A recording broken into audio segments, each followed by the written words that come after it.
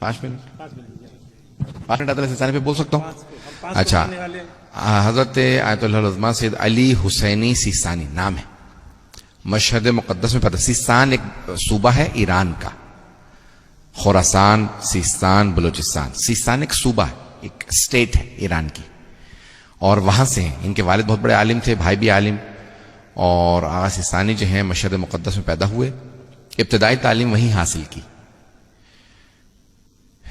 اور اس کے بعد پھر قم آ گئے. آیت اللہ برجردی کے شاگرد رہے 1.5-2 سال. تو آپ کو مشہد، قم اور پھر بعد میں نجف اشرف گئے. تینوں حوضوں کے بڑے بڑے علماء سے علم حاصل کرنے کا موقع ملا. جب نجف اشرف آئے تو آپ تقریباً 19 ایج تھی، 19 سال، اور اس وقت جو ہیں 88 ایج ہے عادل سیستانی کی، 88 سال کے.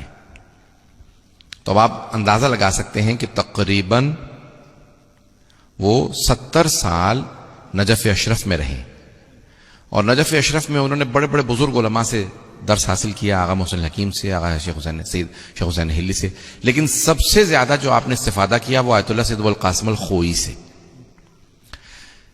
یہ تو دیکھیں علم میں جتنا ان کا پیش کروں گا نا، وہ آپ بہت سے لوگ سمجھ نہیں پائیں گے کہ بھئی علم میں کتنے مضبوط ہیں. بڑے بڑے اور علماء موجود تھے، لیکن ہمارے علماء کہتے ہیں کہ مرجعیت میں امام زمانہ کا بڑا دخل ہوتا. کئی علماء کی کتابیں تھیں، لیکن کہاں سے آیت اللہ سیستانی ایک مرتبہ ابھر کے آئے، یہ خاص ان کو تائید ہے.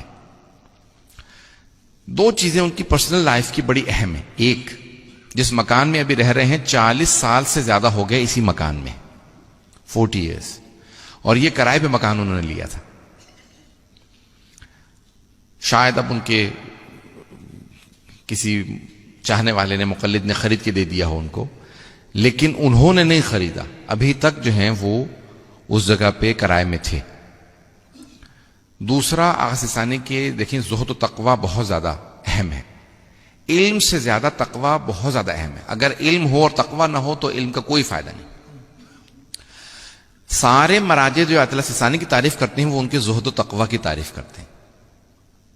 اگر آپ ان کے جائیں تو ہمیشہ زمین پہ بیٹھتے تھے، اور ابھی جب کرسی بھی لیتے ہیں تو پلاسٹک کی کرسیاں ہیں. اور بڑے بڑے علماء کہتے ہیں کہ وہ پیسہ اپنے اوپر خرچ نہیں کرتے. سب سے اہم ان کی ذاتی زندگی کی یہ اہمیت ہے. کسی نے ان سے کہا کہ آقا یہ اس وقت نجف کے حالات خراب ہیں، جب صدام کا زمانہ تھا، تو کہا کہ ہمارے گھر میں وہ چیز نہ ہو جو باقی نجف کے لوگوں کے گھر میں نہیں ہے. ایسا نہ ہو کہ ہم روز قیامت ہمیں جواب دینا پڑے. اپنی بیوی سے کہا کہ ہم گھر میں وہ چیز رکھیں جو آج لوگوں کے پاس نہیں ہے. کوئی ایسی چیز نہ رکھو.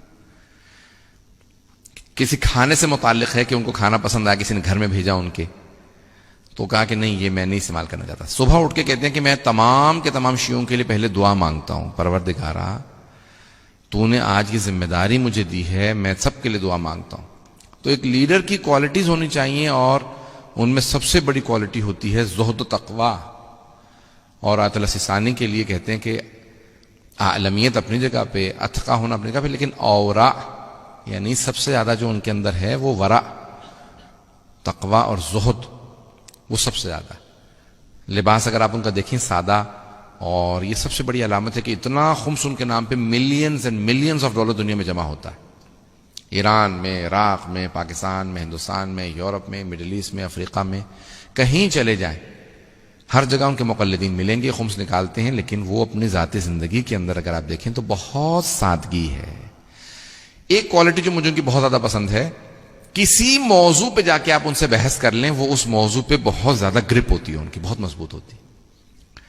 ایک صاحب جو ہیں وہ ان سے بحث کر رہے تھے جنگ سے متعلق، تو آغا سیستانی نے 10 منٹ ان کے ساتھ بحث کی تو کہنے لگا کہ مجھے لگ رہا ہے کہ یہ جو بات کر رہے ہیں نا سیکنڈ ورلڈ وار، یہ ساری کی ساری انہوں نے کتابیں ان لوگوں کو لکھ کے دی ہیں. وہ اپنے طور پہ لندن سے ہمارے ساتھ گئے ہوئے تھے، بہت اپنے آپ کو قابل سمجھتے تھے. تو 10 منٹ بحث کے بعد کہنے لگے کہ مجھے لگتا ہے کہ آیت اللہ سیستانی نے یہ ساری کتابیں لکھی ہیں سیکنڈ ورلڈ وار پہ. تو ایک کسی موضوع پہ آپ ان کو، لندن جب علاج کے لیے آئے تھے، 5 منٹ ہونے والے، میں ایک آخری بات پیش کر رہا ہوں.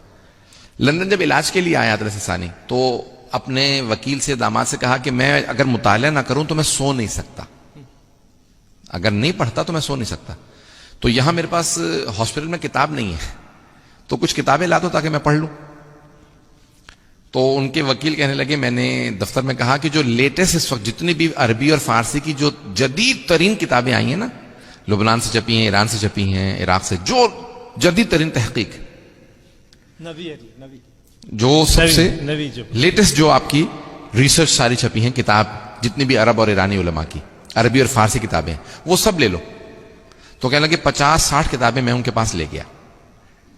یہ خوش ہو کے کہ بھی یہ ساری کی ساری نئی کتابیں آئی ہیں، تو آغا نے نہیں پڑھی ہوں گی، 1-2 سال میں چھپی ہیں. کہا جب میں شام کو گیا تو انہوں نے 80% کتابیں الگ کر کے، کہنے لگے یہ میں نے پڑھ رکھی ہیں پہلے سے. جو جدید ترین، ایک ایران کے آیت اللہ خامنائی کے کچھ نمائندگان آیت اللہ سیستانی سے ملنے کے لیے گئے، تو وہ کہہ رہے تھے کہ قوم مقدس کی جو جدید ترین تحقیقات ہوتی ہیں، اگر آپ اس پہ بھی آیت اللہ سیستانی سے بحث کریں تو ان کو پوری اس پہ گرپ ہوتی ہے، وہ ساری پڑھے ہوئے ہوتے ہیں.